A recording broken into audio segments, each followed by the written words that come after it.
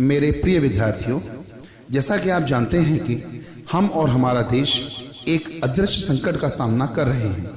इस संकट में हम अपने घरों में सुरक्षित रहें, इसके लिए अनेक लोग अपनी जान जोखिम में डालकर हमारे सहायतार्थ अपने घरों से बाहर सड़क पर हैं। इनमें डॉक्टर्स, पैरामेडिकल, पुलिस, मीडिया, आवश्यक सामग्री की पूर्ति में सहायक कर्मी व अनेक समाज सेवी सम्मिलित हैं। आज इनको हम कोरोना वॉरियर्स भी कहते हैं। मन तब बहुत क्षुब्ध हो जाता है जब कुछ लोगों के द्वारा इनके साथ अमानवीय व्यवहार किया जाता है। तब सोचना ही पड़ता है, आखिर क्यों? इसका कारण क्या है? हम जानते हैं कि हर निंदनीय सामाजिक घटना में हमारे अहंकार का एक प्रमुख स्थान होता है, वहीं हर वंदनीय घटना में प्रेम का। इन दो मानवीय मूल्यों का परिदर्शन ही हमारे हर कृत्य का सार है।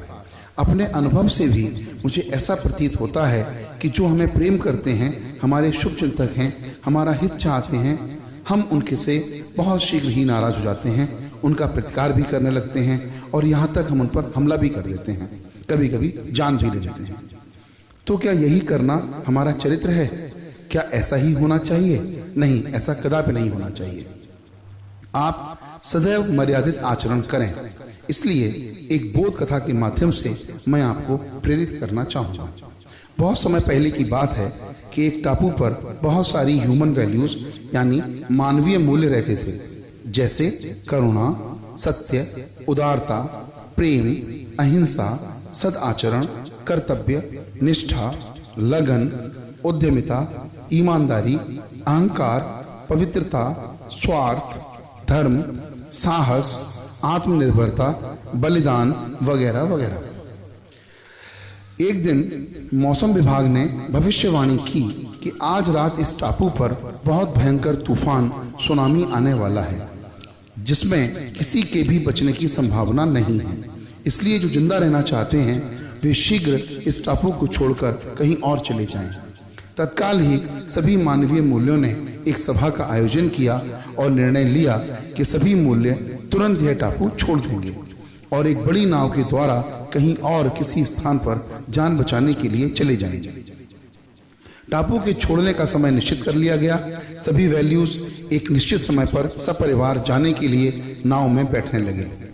उन मूल्यों का कैप्टन या प्रधान सेवक प्रेम यानी लव सबसे अंत में आया और उसने सबकी हेड काउंटिंग की तो पाया कि उस नाव में ईगो यानी अहंकार अभी तक नहीं आया है।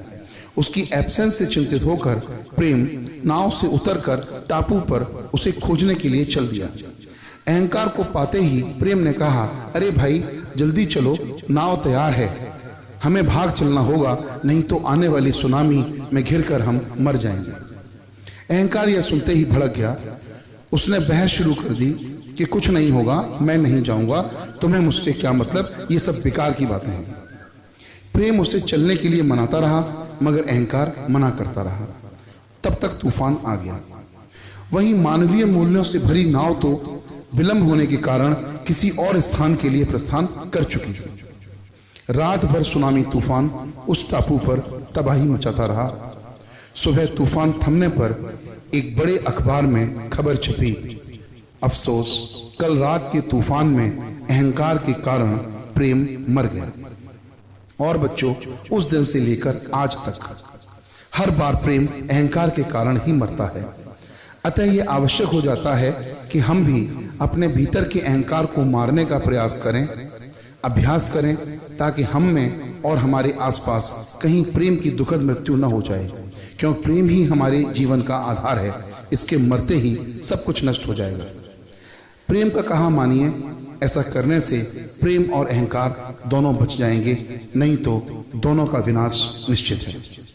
बस आपसे अनुरोध है कि प्रेम को प्रज्वलित करें, पोषित करें और कहीं ऐसा आचरण न करें और न ही करने दें जिससे अहंकार प्रेम की जान ले ले। तथास्तु। बहुत बहुत आशीर्वाद। फिर मिलेंगे अगले वीडियो में, तब तक के लिए नमस्कार।